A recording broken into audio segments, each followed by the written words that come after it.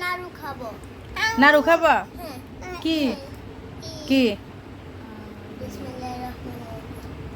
আসসালামু আলাইকুম, কেমন আছেন সবাই? আশা করছি ভালো আছেন। তো দেখতেই পাচ্ছেন যে আমার বাচ্চারা নাড়ু খাইতেছে।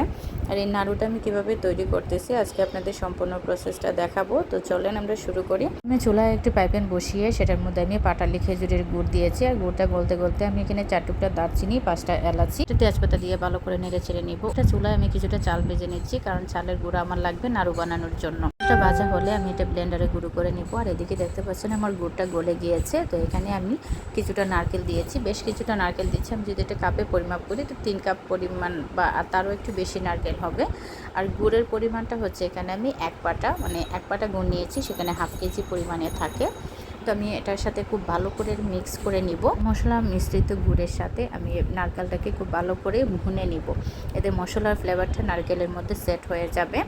তাই এটাকে খুব ভালো করে নেড়ে চেড়ে অনবরত নাড়াচাড়া করতে হবে, নিচে যেন লেগে না যায়।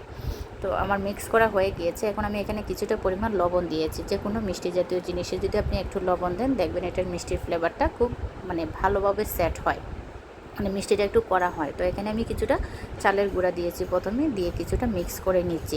একসাথে দেওয়া যাবে না, একসাথে দিলে হচ্ছে পরিমাণটা বোঝা যাবে না বা সেট হবে না। তো আমি 2 ধাপে হচ্ছে গুঁড়াটা দিয়েছি, দিয়ে আস্তে আস্তে করে নেড়ে ভালো করে মিক্স করে নিব, যেন দলা পেকে না থাকে। খুব ভালোভাবে এটাকে নেড়ে চেড়ে মিক্স করতে হবে।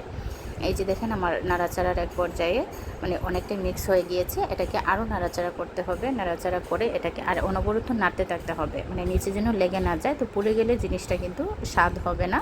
তো এটাকে নেড়ে চেড়েই মিক্স করতে হবে।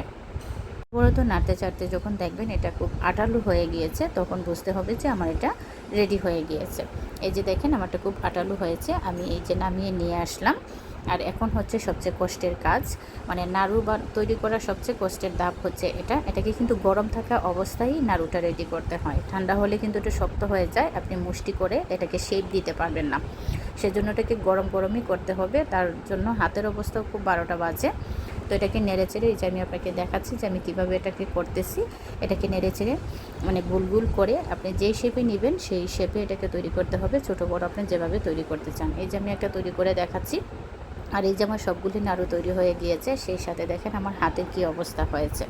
লোকজনের জন্য আমরা মেয়েরা হাসি মুখে এরকম কষ্ট করতে রাজি। তো এখানে আমার 1 কেজি পরিমাণ নাড়ু হয়েছে। আমার মোট পরিমাণ লেগেছে 3 কাপ পরিমাণ নারকেল, কাপ চালের গুঁড়া আর হাফ কেজি গুড়। তো ভালো থাকবেন সবাই, আজ এ পর্যন্তই। দেখা হবে পরবর্তী ব্লগে। ভালো লাগে চ্যানেলটা সাবস্ক্রাইব করবেন, ফ্রেন্ডস অ্যান্ড ফ্যামিলির সাথে শেয়ার করবেন। আল্লাহ হাফেজ।